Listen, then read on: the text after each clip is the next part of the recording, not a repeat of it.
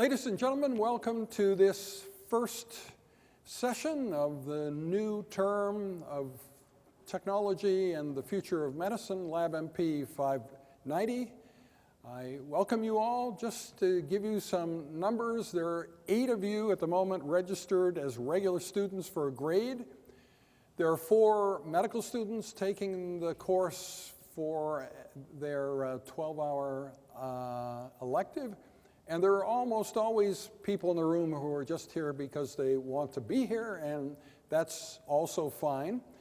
And we hope we have a lot of people like that on Thursday and a week from today, next Tuesday, because those are some of the very best sessions in the course with Shauna Pandya. So if you have friends, associates, people who you think might like to join on those 2 days, please urge them to come here. The medical student participation is brand new this term, and we're still working out exactly how it will function. The rules are a bit flexible for them at the moment, and so what I'm hoping is you can all present on the same days, so the medical students can hear the other students and vice versa. It may turn out that that's not possible, but I'm hoping that it will be possible.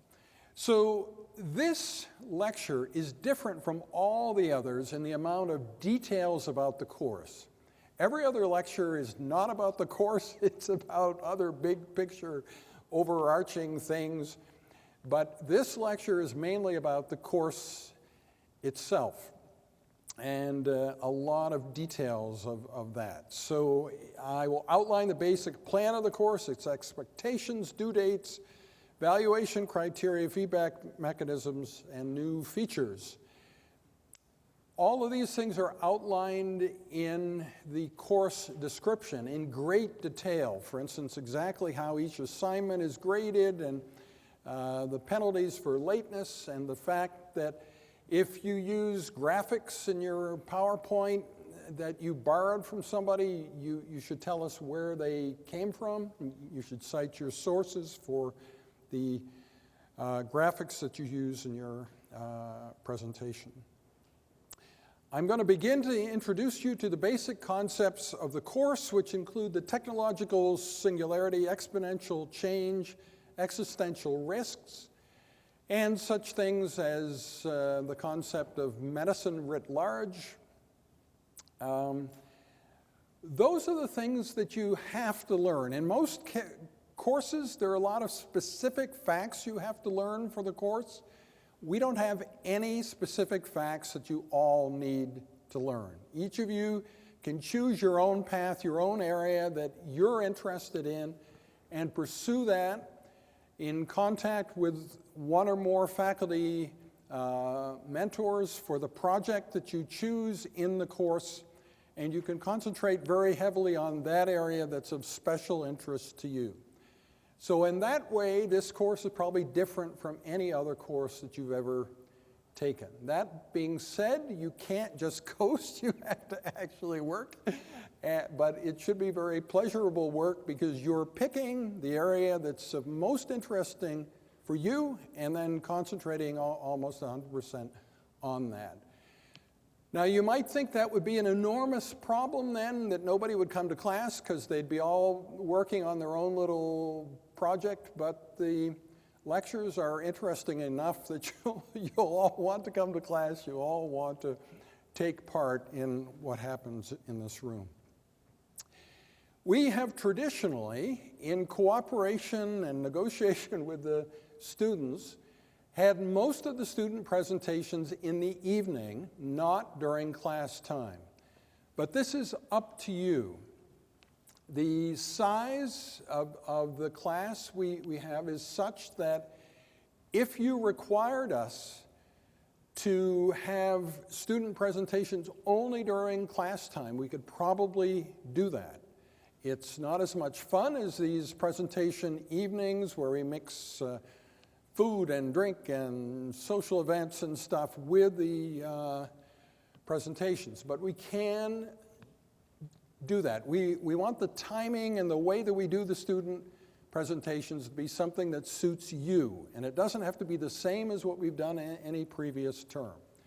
So my initial proposal, but this is just something for you to ponder, is that the first evening student presentations would be March 13th, and there would be others then on April 1st and April 8th, and there would also be 2 student presentations on April 3rd. That's the current tentative plan, but if for any reason you want something different, you want other dates, you want some other deal, that would be fine. So there is 600 to 1,000 word past lecture critique.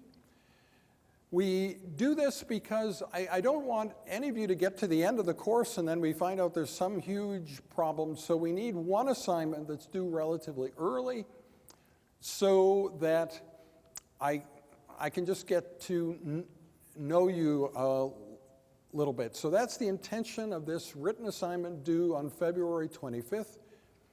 It is a 2-page critique of a previous lecture in the course. You can do it from the PowerPoint, you can do it from the video. The pros and cons, how we could improve that lecture, how we could make it a more important part of the course. If you want to do more than one lecture, you can.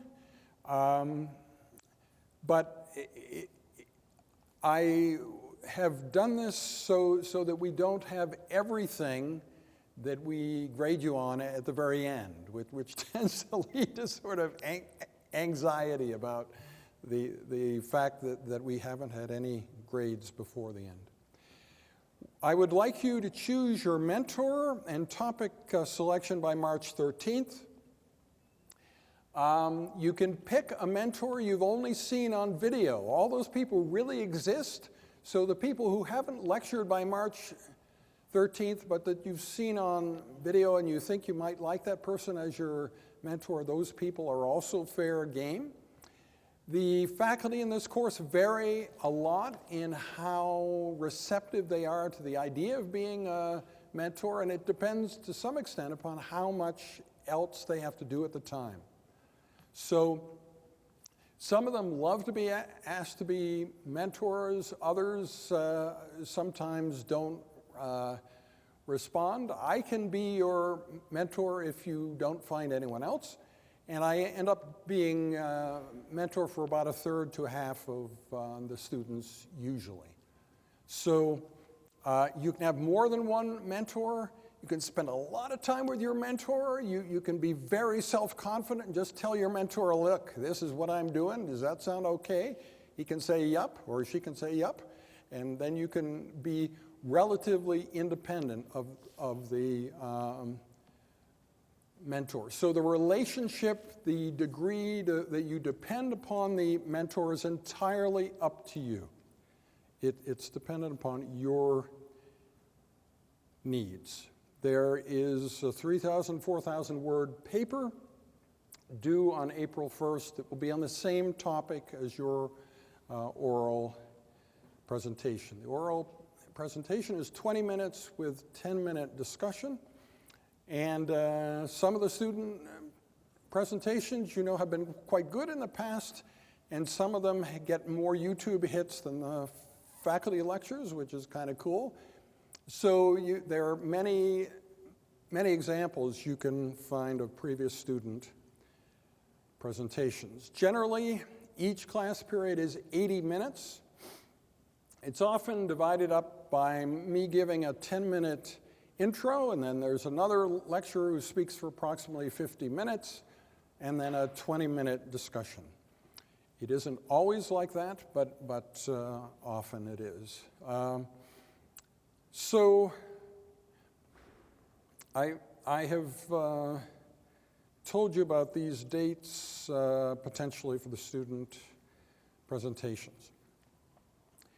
The grading of the medical students is different.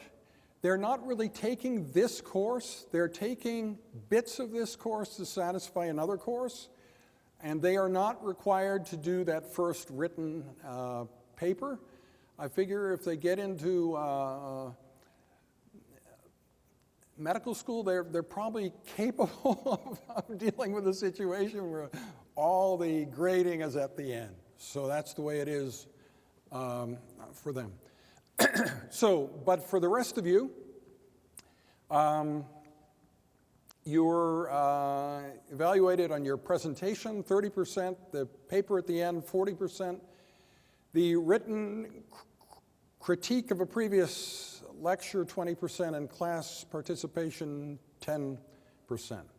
Most students get high marks for class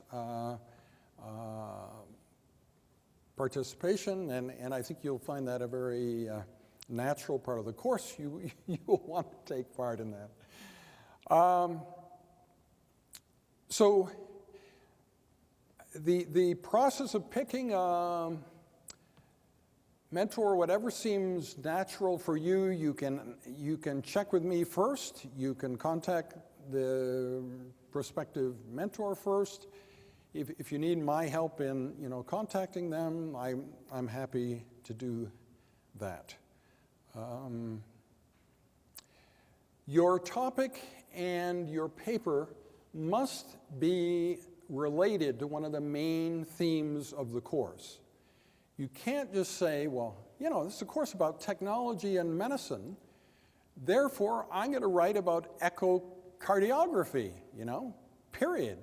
Nothing about, exponential change or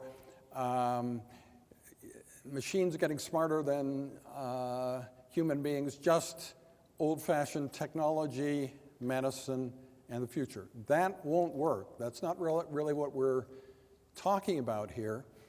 And so you must deal with these other overarching issues of the fact that potentially in 2045, machines will be smarter than we are, will take over the agenda of the world, or maybe not, but anyway, maybe, and that this is something that we need to cope with and figure out what that means and what the ultimate outcomes of that can be, and how we can co-evolve with these sentient machines in a way that is positive for the human race. So your topics would have to do with things like exponential change, the technological singularity, job loss due to replacement by machines, nanotechnology, genomics, existential risk, that is things that could wipe us all out that come from the technology world, and medical ethics of the future. I'm quite proud of the fact that there is philosophy and ethics in almost every single class period. So I mean that's an important part of this course. We're talking about these things in some depth. Okay, what is the technological singularity? The singularity occurs as artificial intelligence surpasses human beings as the smartest and most capable life forms on Earth. Technological development is taken over by the machines who can think, act, and communicate so quickly that normal humans cannot even comprehend what's going on. The machines then enter into a runaway reaction of self-improvement cycles, with each new generation of artificial intelligences appearing faster and faster. From this point onwards, technological advancement is explosive under the control of the machines, and thus cannot be accurately predicted. Hence the term singularity.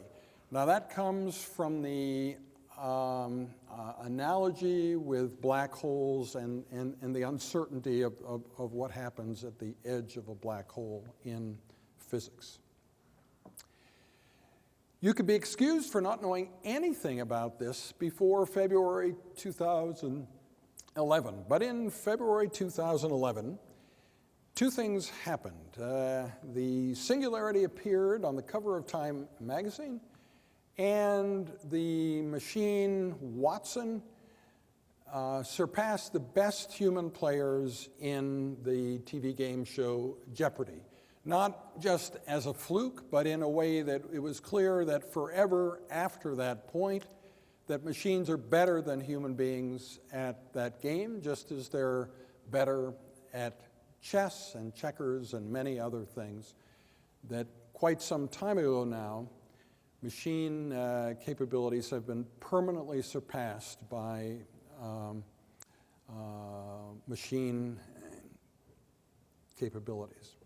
This course began through a series of focus groups with undergraduate and graduate students. And a lot of the ways in which we run the course have to do with the input that those students gave us in May of 2011. They said that the course in principle should be open to the general public.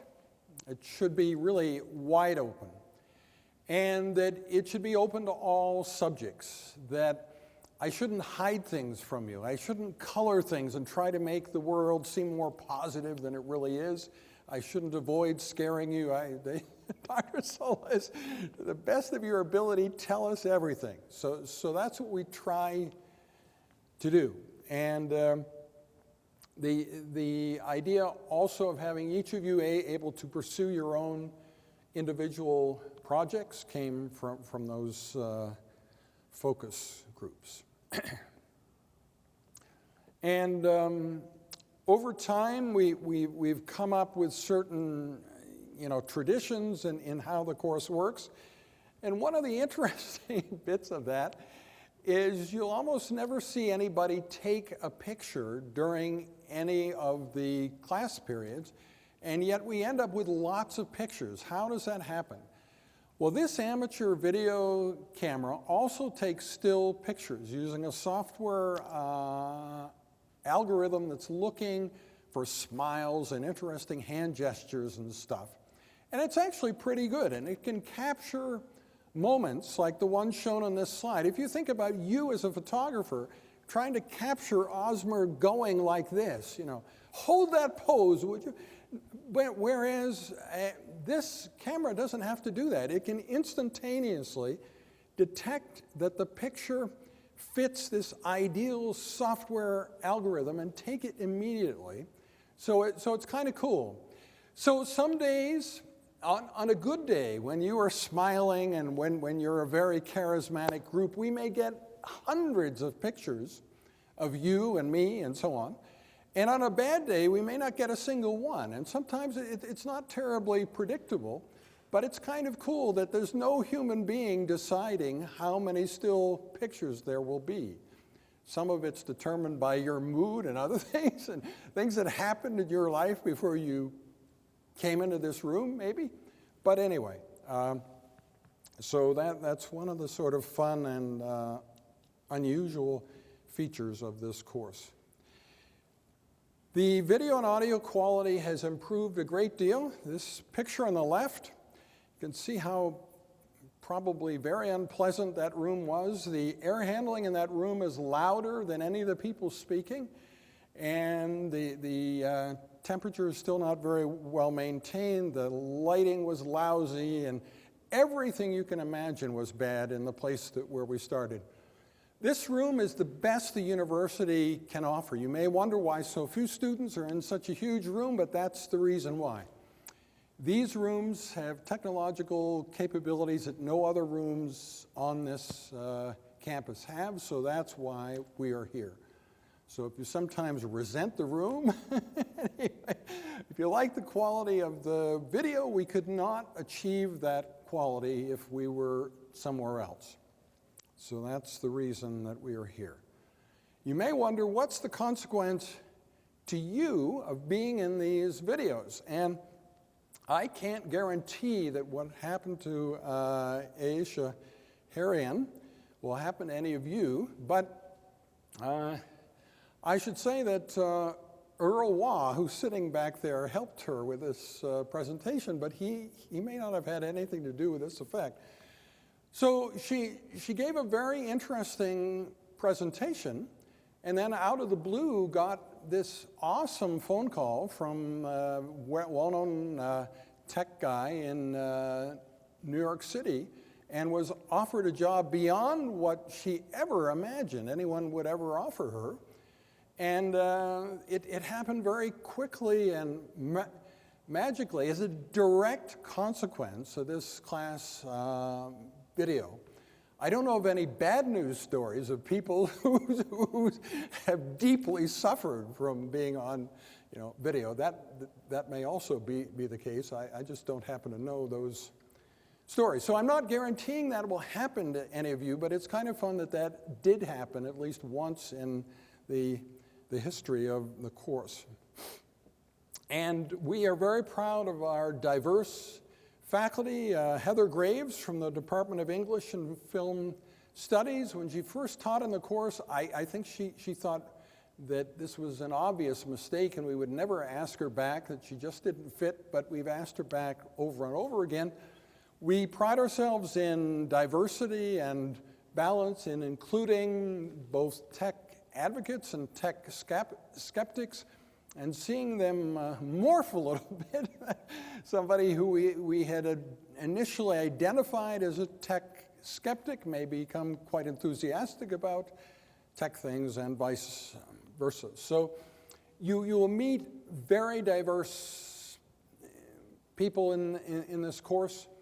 We have lectures from the Dean of Science. We have on occasion had the Dean of Arts also, and so I'm quite proud of that diversity. The website for the course, right now if you go to singularitycourse.com, it does not link to this semester, but within a few weeks it will. So it's a very easy to remember URL.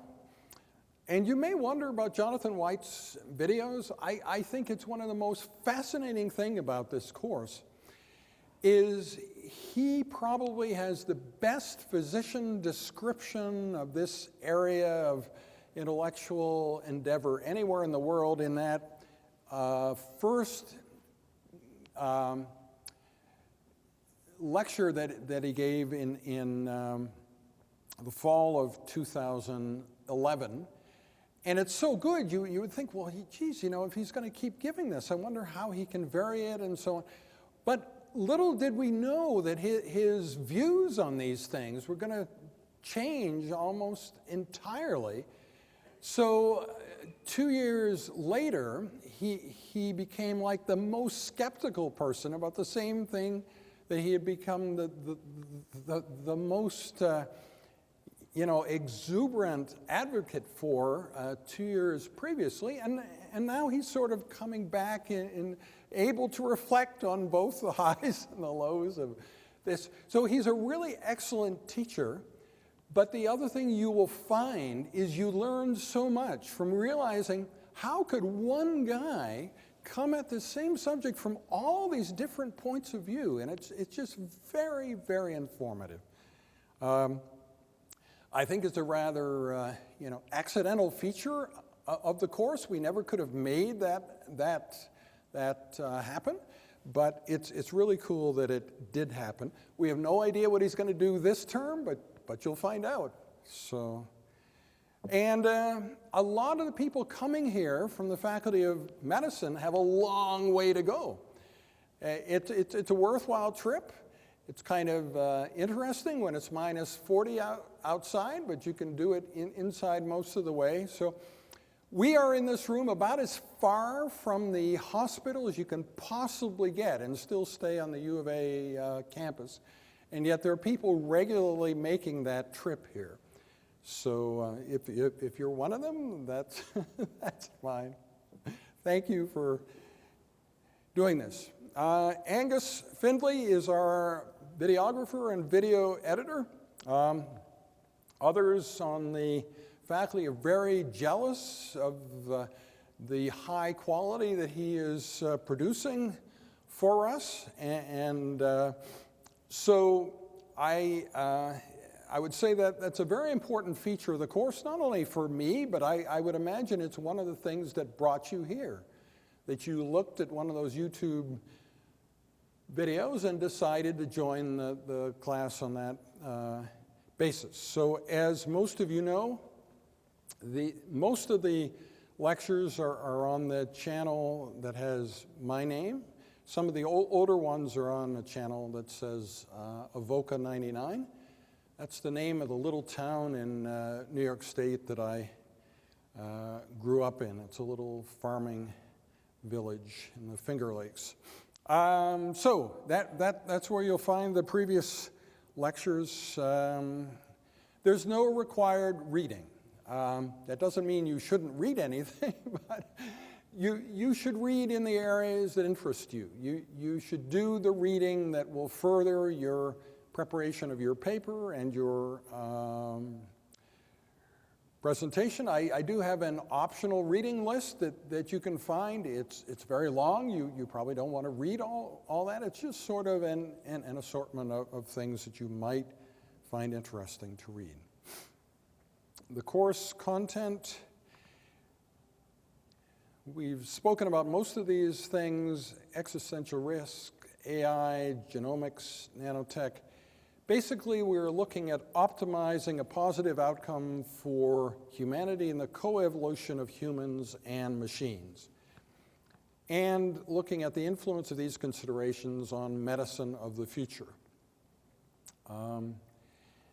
Most of the lectures are not very medical in the standard sense of medical, but you'll learn what I mean by medicine writ large, which means that medicine has this huge responsibility not only to take care of disease, but also human enhancement, not just physical enhancement, but moral, spiritual, and then for fixing society. Well, when you put all that together then absolutely every single lecture that we have in this course does relate to medicine writ large, but it does not require a medical background. So if you don't have a medical background, you'll find virtually every lecture easily accessible. The exception will be the very last lecture on bioterrorism by Bob Rene, but that's a very special lecture anyway. It's the only one that doesn't go on YouTube because we think it would be kind of a recipe for how to do bad things, for bad guys out there. So that's the one lecture that you might find a bit mystifying, but that's fine. I think we very much favor the idea of having all points of view represented here.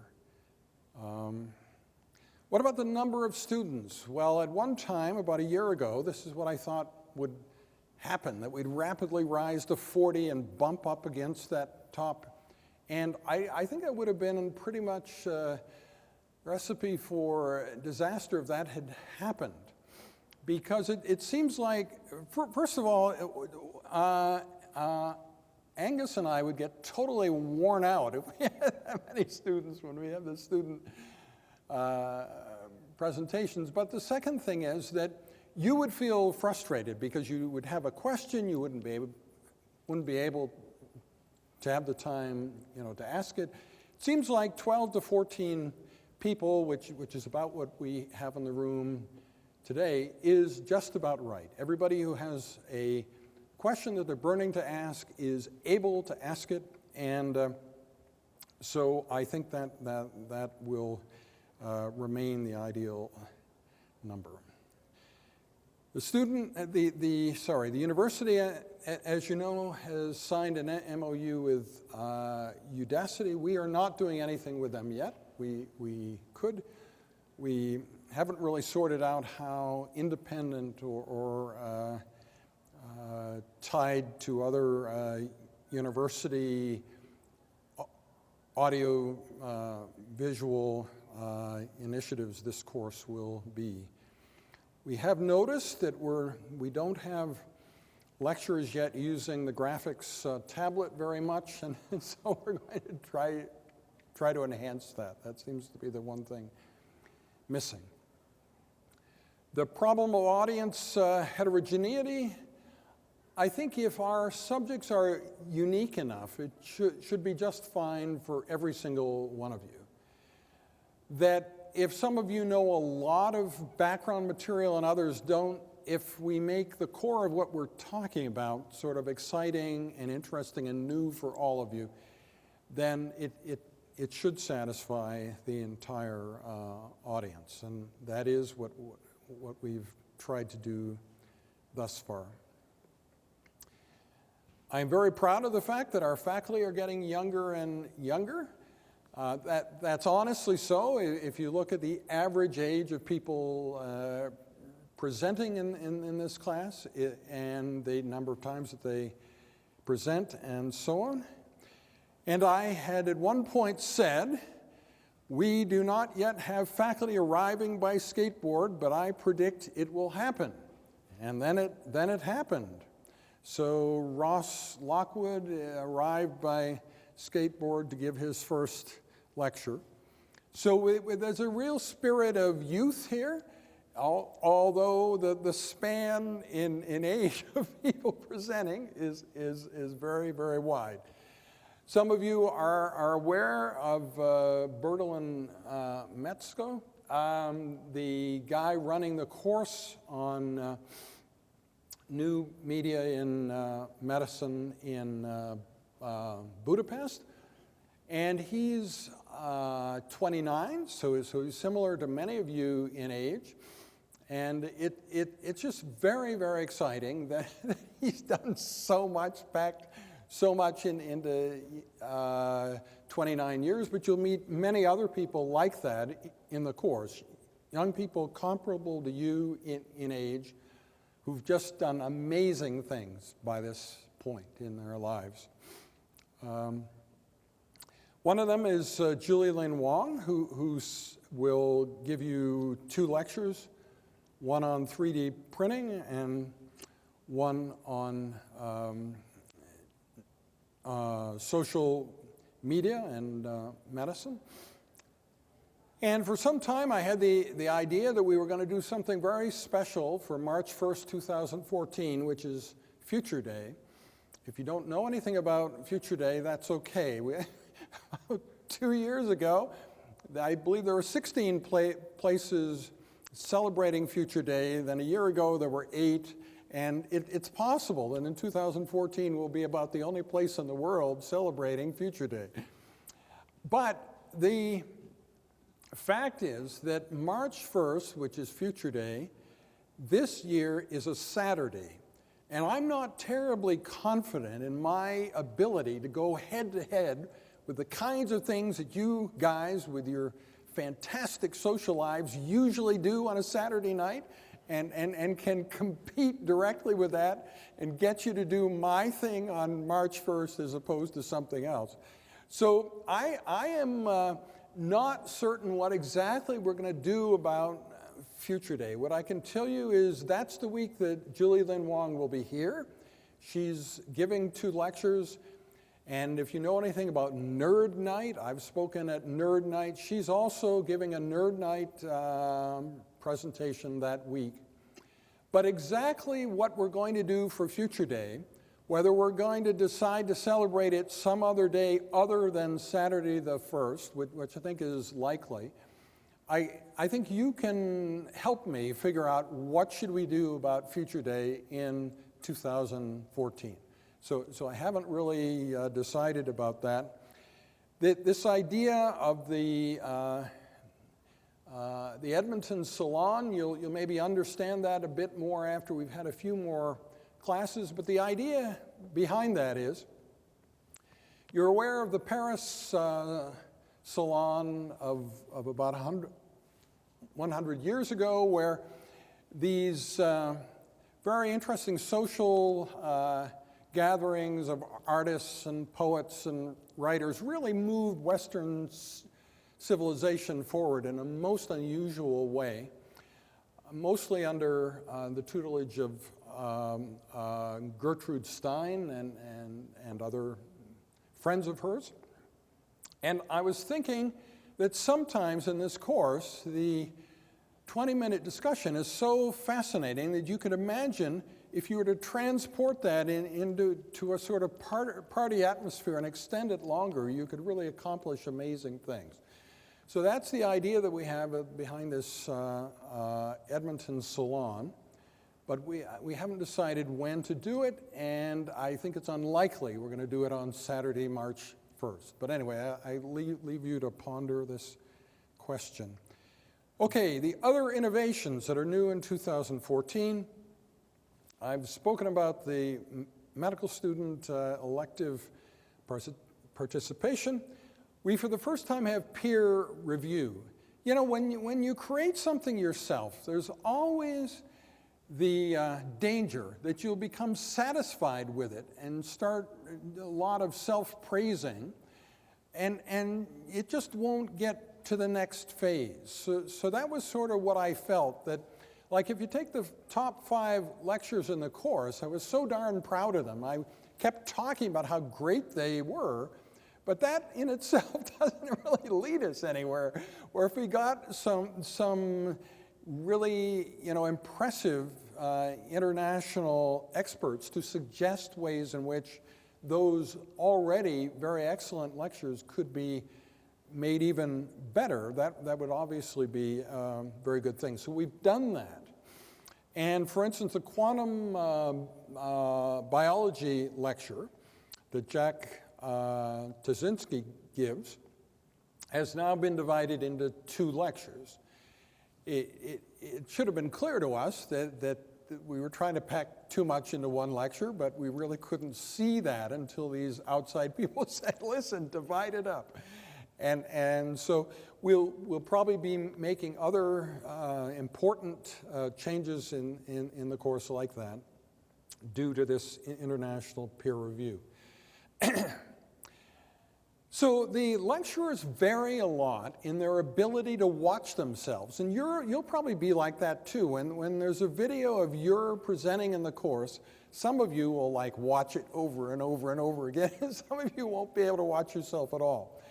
So recently, Earl Waugh watched one of his lectures for the first time, and he came up with this idea that it would be really great to have a sort of young person, old person, point, counterpoint. And so that's what we have decided to do.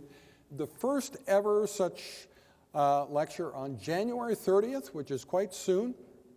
So Abdullah Salah, who's a young surgical trainee, similar to many of you in age, but who's done quite amazing things in the world, and Earl Waugh will tell you about medical ethics in a world of robots. What will we allow when everything's possible? We've never had a lecture like this before, so it's kind of an experiment of how the interaction between the 2 people is going to go, but I'm very excited about it, and I think it's a wonderful new part of the course.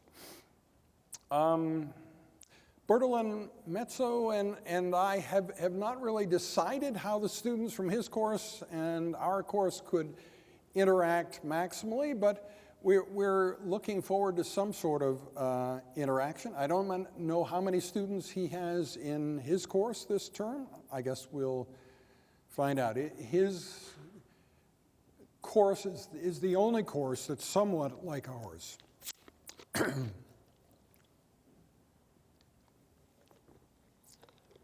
So, we are constantly seeking ways to enhance the intellectual ferment.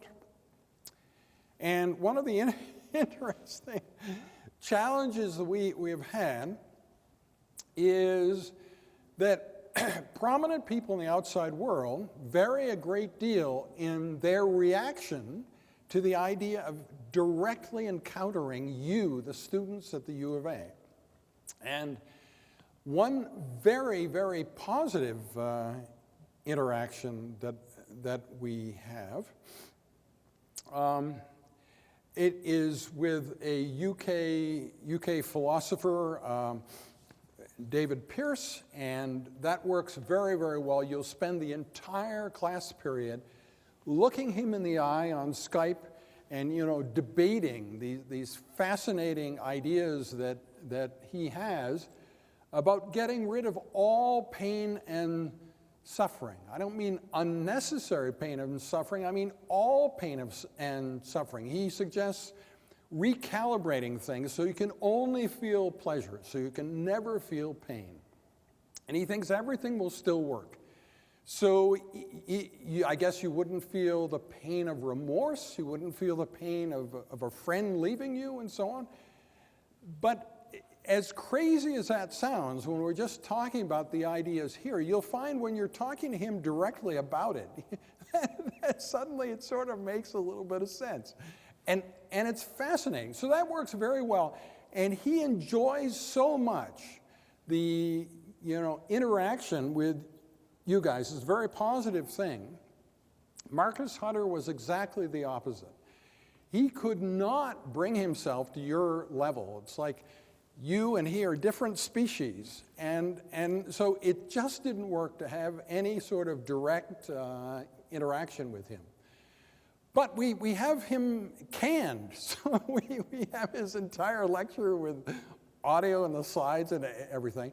And it's the most intellectually challenging lecture in the entire course.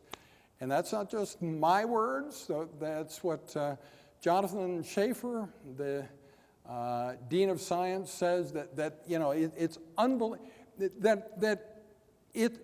it's intriguing because you can kind of understand what every slide says, but to understand how that conclusion was reached is frequently almost impenetrable for most ordinary minds. But anyway, so we kind of have Marcus Hutter. You'll hear me talking about Marcus Hutter's work, and it's kind of a theme in this course, but we don't have him interacting with you directly because he doesn't enjoy that at all. So I'm kind of giving you, therefore, these two extremes.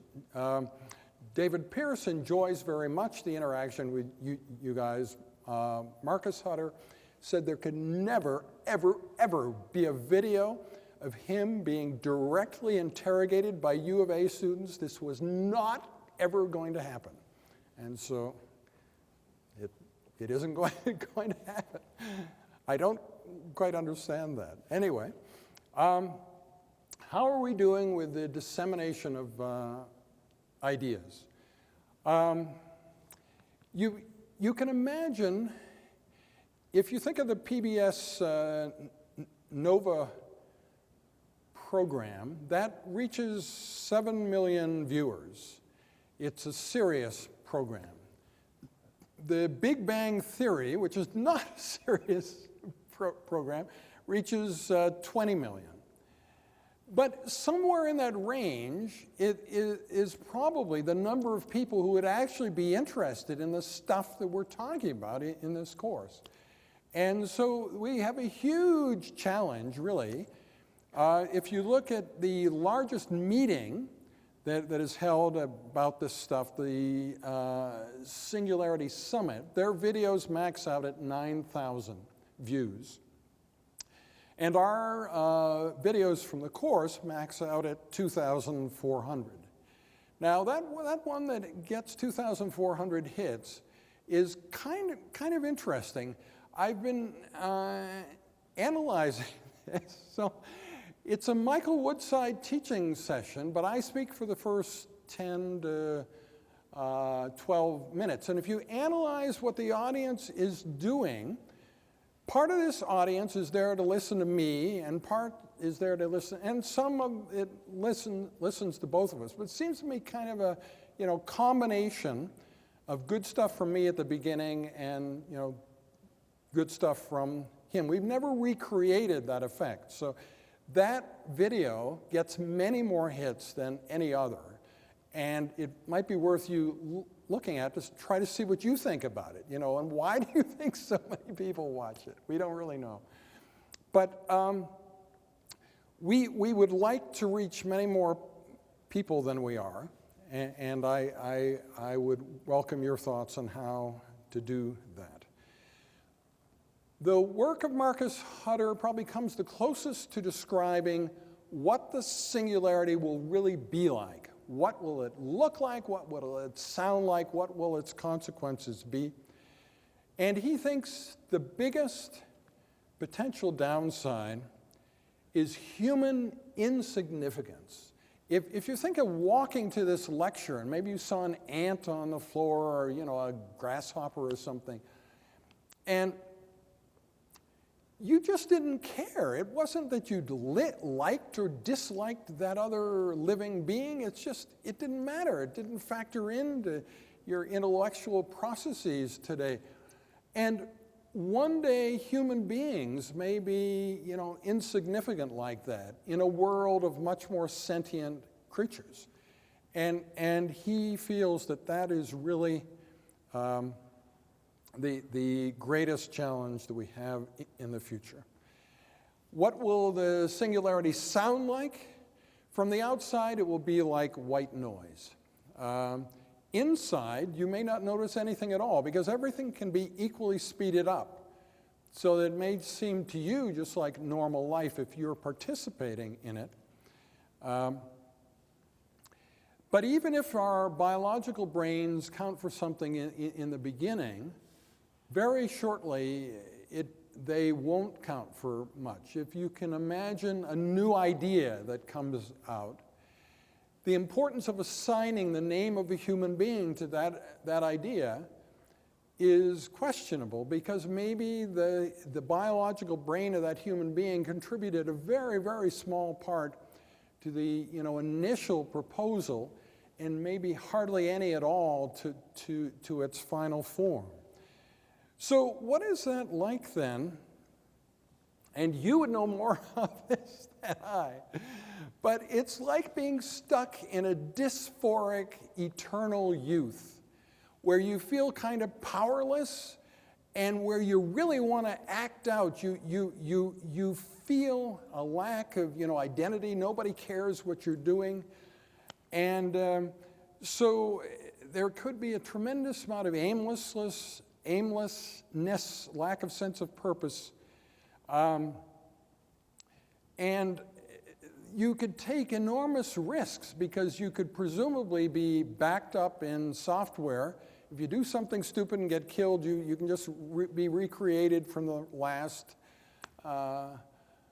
backup. And so it's not really what youth is like, but it's a kind of caricature of dysphoric youth. Maybe that is what it will be like to live in this world of human insignificance. So there's a lot of talk about friendly and unfriendly AI, but really that's a smaller problem, and I think probably not the main problem. The main problem is that of creating a friendly world in which humans still live lives of significance and human history is retained and extended and matters. So these are things that are of consequence to us, and I think it doesn't make much sense to talk about them unless we think we can actually help shape this. And I think that's part of the purpose of this course, that to whatever extent each of you will have an opportunity in the future to shape a little bit what this future evolution of machines on the one hand and human beings on the other hand looks like, that's part of the purpose of this course, to try to create for you an optimal circumstance for helping to create a positive outcome. And it's not just something we're trying to do in this course. It'd be good to do it in the world at large and with the general public. Now, you may wonder, what's the relationship between this course and Singularity University. Well, Singularity University, where I took the executive course in the spring of 2010, has recently gone to a for-profit benevolent status. So in the US, there are for-profit companies just in the business of making money, and there are for-profit companies that are still trying to do good in the world and make money at the same time. So they're supposedly in that category. And once they became for-profit, they began buying up a lot of the other Singularity entities. They bought up Singularity Summit, Singularity Hub, and so on. So this course is one of the few independent entities out there that's not directly associated or owned by Singularity University. And how close is the singularity to occurring? Is there anything tangible about that? Is this just some sort of weird theoretical idea? Well, what's happening in the Foxconn plant, I think first of all, it directly affects all of you. Foxconn is where probably what you have in your pocket right now today. If you have an Apple or Samsung device, it was made by Foxconn in China. And they had a lot of problems with the human workers there. It was a huge company, a very large number of workers. There were very many unhappy workers, many suicides. It was a difficult situation. And so they decided to replace 1 million human workers with 1 million robots. And they're already well along that route. They've already replaced over 100,000. And I think within the next 2 years, they will have replaced the entire 1 million human workers with 1 million robots. So the stuff that we talk about in this course of humans being replaced potentially by machines in ordinary work, it is really happening. It's not just a theoretical thing. It is really happening. And in medicine, you can imagine that we could eliminate all diseases and still have a terrible, terrible world. You could eliminate all the old-fashioned diseases that we all know about and create an even larger number of new diseases that are all bioterrorism derived, that are by definition untreatable unless you have some special antidote and so on. That would actually be much worse than the circumstance that we're in right now. We don't know that that's going to happen, but it's one of the outcomes that we talk about in this course. So we all need to be engaged in ensuring a positive outcome for humanity. The future is ours to shape. And what about you guys and 2045? You may think, well, I'm not going to be around in 2045, but actually with projected longevity, you will almost all be there. So you'll be able to see what happens in 2045. And so there is a very great likelihood that the things we talk about in the course, the scenarios, you'll actually be able to see them coming true or not coming true. So it isn't like we're talking about things beyond your lifetime. We are not talking about things beyond your lifetime. We're talking about things that very likely are within your lifetime, so they are relevant to you. So this idea of the social responsibility of medicine, Rudolf Virchow, when he was 27, he wrote a bunch of things that are widely quoted. Now, he lived to be 80. He had the most fantastic birthday party when he was 80. Was written up in a medical journal, and he had a fantastic time when he was 80. And you often see pictures of him as an old man with gray hair and stuff.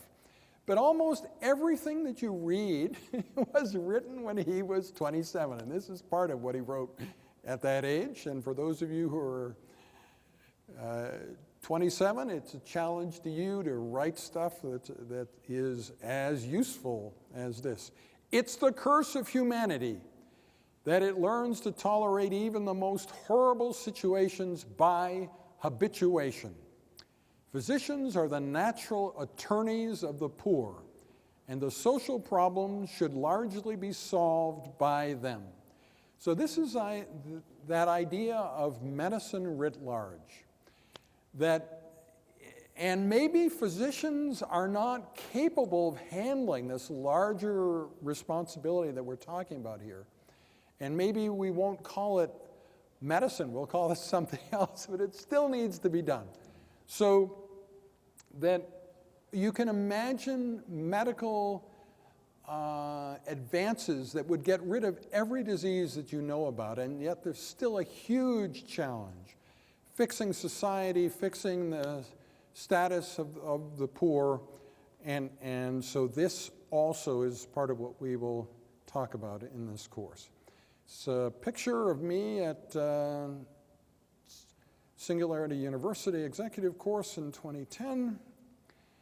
And it's kind of amusing. I was arguing there needs to be a new cross-disciplinary structure in universities to better prepare us for the future.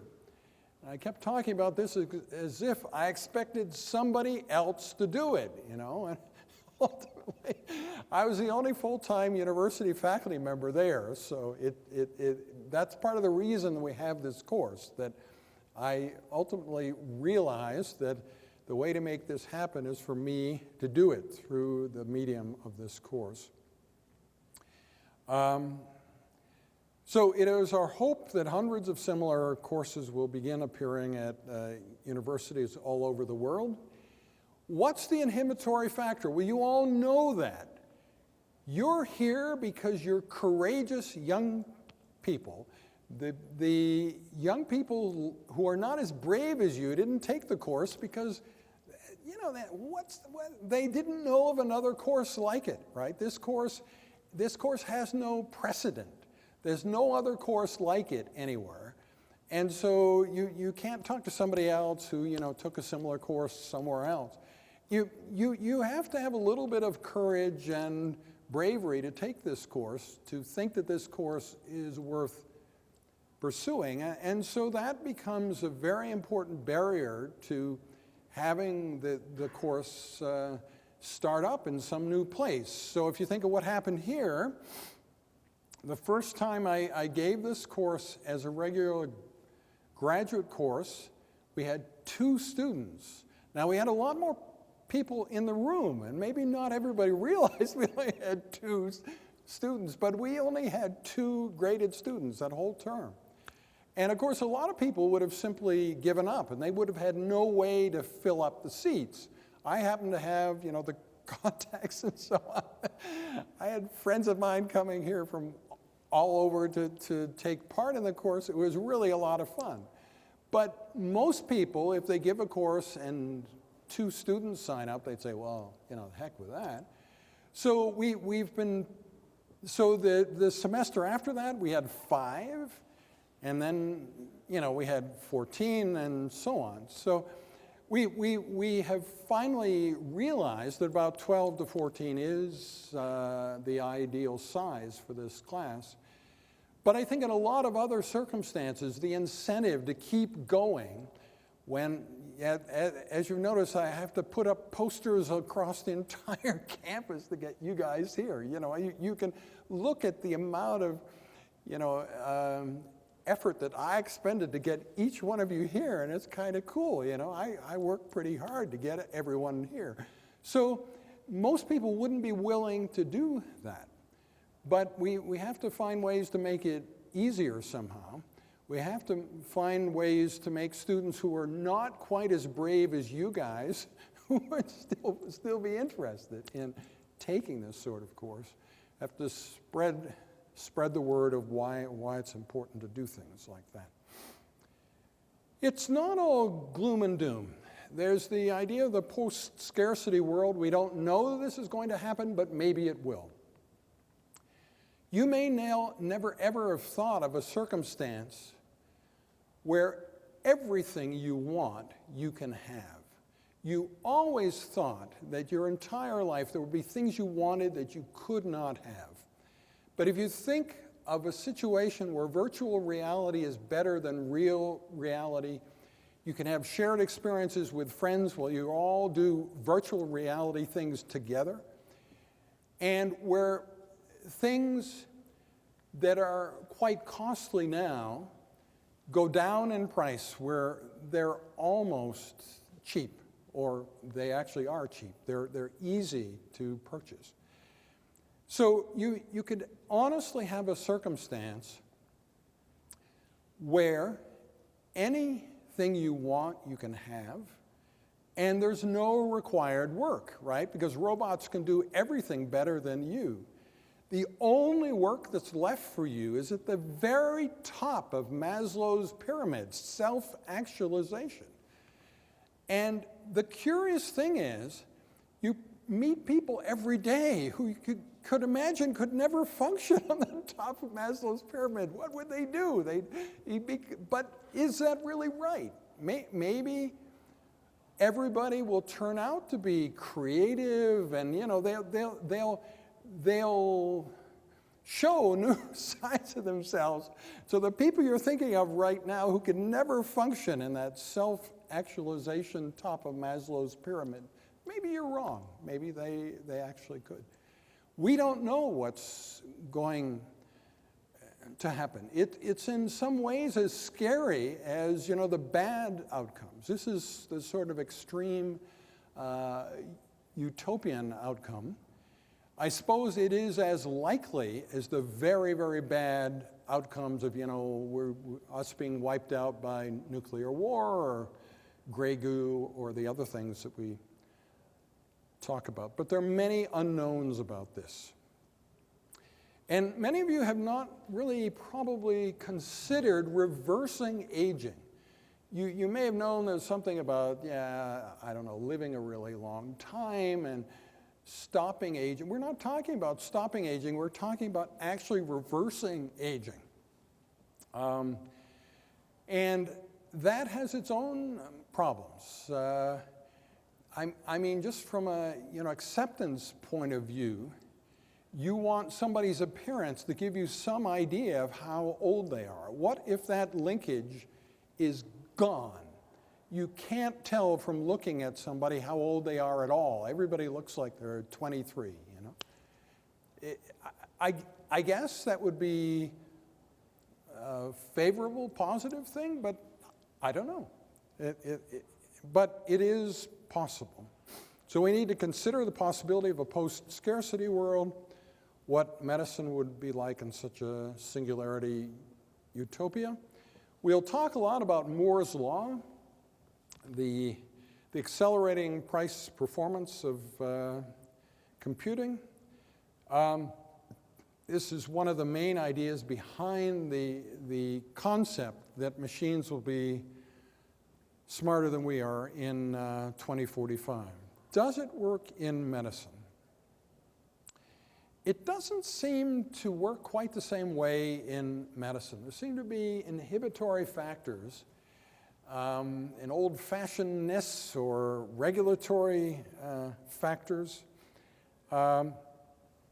Regulatory oversight that's almost completely focused on compliance discourages risk-taking and innovation, sort of holds back medicine. So the rest of society can be streaming ahead in this exponential change. It's not clear that it affects medicine quite the same.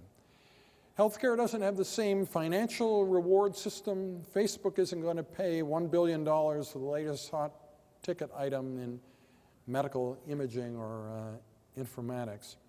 And in medicine, security always trumps information sharing.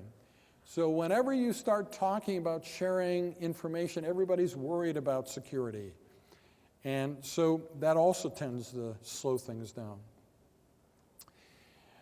And not all of these concerns are realistic. And it doesn't mean that those barriers have to be there, but they are there at the moment. So that's another important thing that you will presumably get some handle on in this course, is we're talking about the future in general. We're also talking about the future for medicine. How does the future of medicine relate to the future in general? And finally, there's the amusing thing. There are thousands, or probably millions of medical apps. And most physicians are like me. They hardly use a single one. I only use one medical app. It's called Surgery 101. It's created by Jonathan White. That's the only medical app that I use. But there seems to be an independent industry of the creation of medical apps that has nothing to do with whether physicians actually want them. That you can be rewarded, people give you all sorts of praise, and you can get all sorts of prizes for new medical apps when nobody in medicine is actually using them. They're just kind of a theoretical tool. It's fascinating. So as most of you know, in my day job, I use the microscope a lot. I think in this course, we're sort of talking about exactly the opposite. With a microscope, you take something very small and you make it big enough to see. Here, we're taking something very big and trying to make sense of it. So it's almost exactly the opposite of the use of the microscope. So I call that the idea of the mega macroscope. Trying to envision medicine of the future by looking at the really big picture. So I welcome your suggestions on how to capture the imagination of the public about these ideas to start everybody thinking about these matters. We need the mainstream public to regard the singularity as fact, not fiction. We need to promote organized thinking about the future in the universities and beyond. And we need to encourage students not quite as brave as you to still pursue these ideas. So that's all I had to say today. We have 9 minutes for questions. Are there any questions? The microphone's there, so you can go to the microphone or you can take the microphone to where you are. Come on, somebody must have a question. I'm sure everything wasn't absolutely clear. There's no downside to starting discussion, you know. Only good things can come from it. Earl, do you have anything? What's really fascinates me about this course is its interdisciplinarity. I mean, you read an awful lot in intellectual circles now, and an awful lot even in the ordinary palaver by deans and others, that we have to have an interdisciplinary university. The University of Alberta, in case you don't know, is one of the most silo-constructed universities in Canada. That is, that the disciplines and the various faculties are almost isolated from each other. And one of the interesting things about this course is that it goes against the University of Alberta's basic nature. It is an attempt to say that there are people in arts that can talk to people in science, there are people in engineering that can talk to people in medicine, and that we all share a kind of rich intellectual life that we should express to each other. And we should focus this on one of those issues that is really very, very current, and that is on medicine and on where medicine is going to go. It's pretty clear that we haven't conquered most of the major problems that we have medically. And it's pretty clear that we're finding out an awful lot of new things about a lot of stuff that goes on in us, but we don't have any major solutions to some of the big problems. And one of the reasons we haven't done that, perhaps, is that we have insulated that knowledge in a certain way and in a certain shape and a certain form.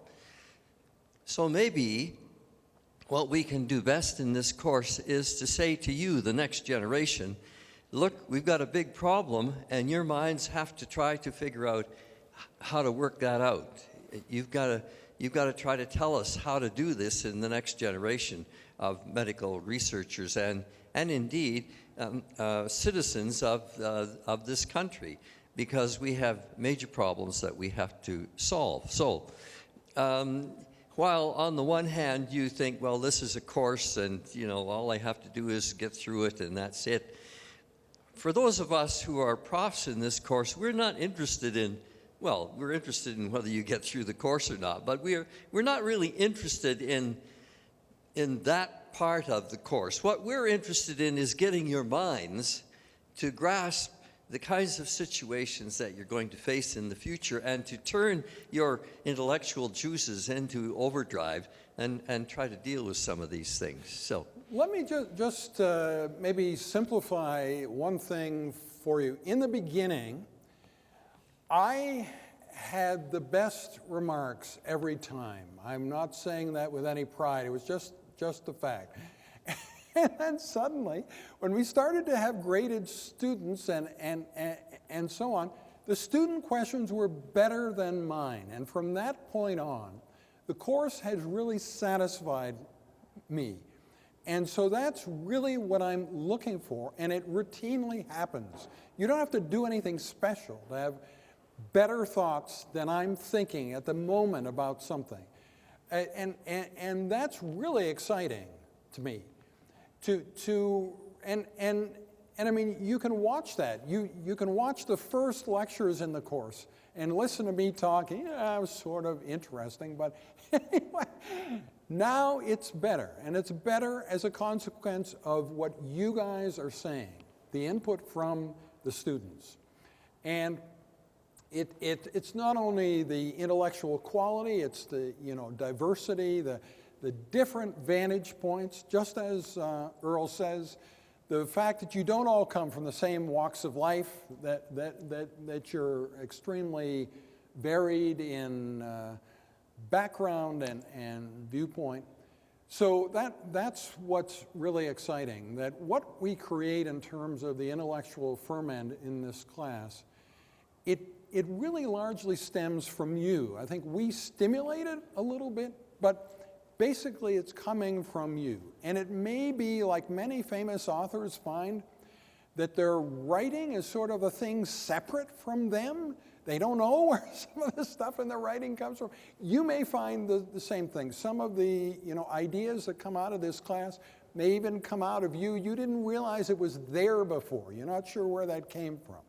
So that's, I think, potentially as exciting to you as it is to me. And that's what I really like about this course.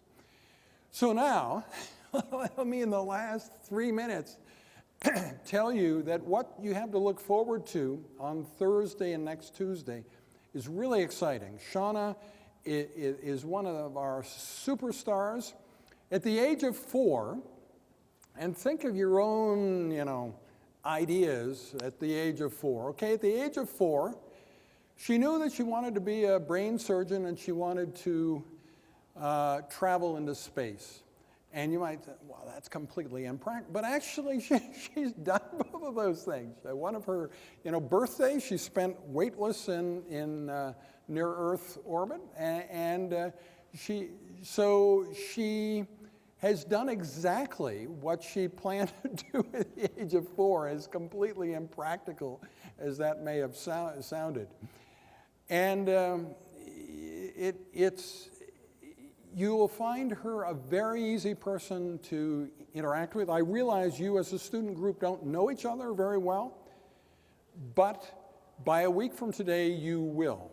because the exercises she will take you through will not only cause you to learn a lot from her, but you'll get to know each other.